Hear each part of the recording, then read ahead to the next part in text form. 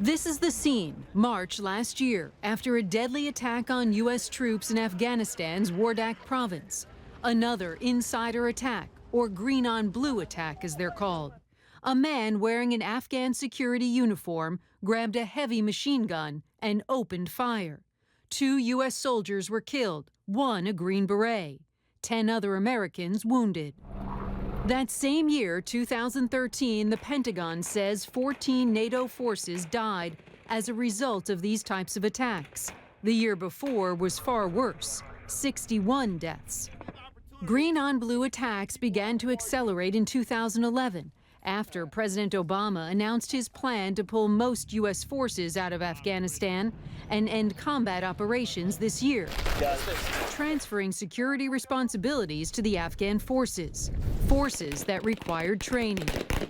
The green on blue attacks are a very concerning problem, and action is being taken to protect against those kinds of attacks. But it does not change the mission. In September 2012, 15 Taliban insurgents attacked U.S. and British soldiers at Camp Bastion, the same base where Prince Harry was assigned to an Apache helicopter unit.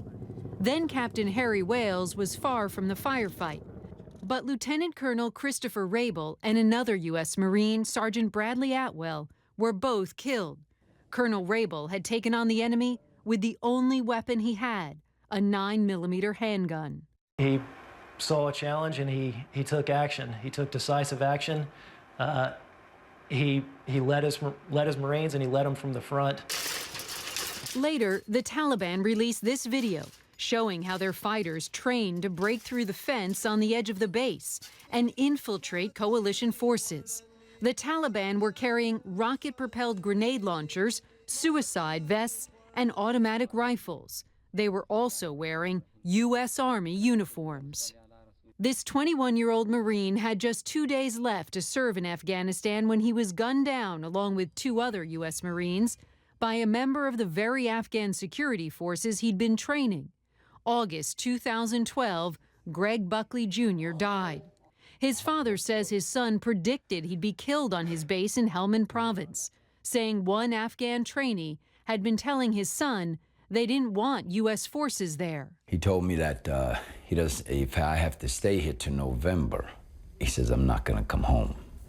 Killings like these at times have caused the coalition to halt the training of Afghan security forces and new recruits.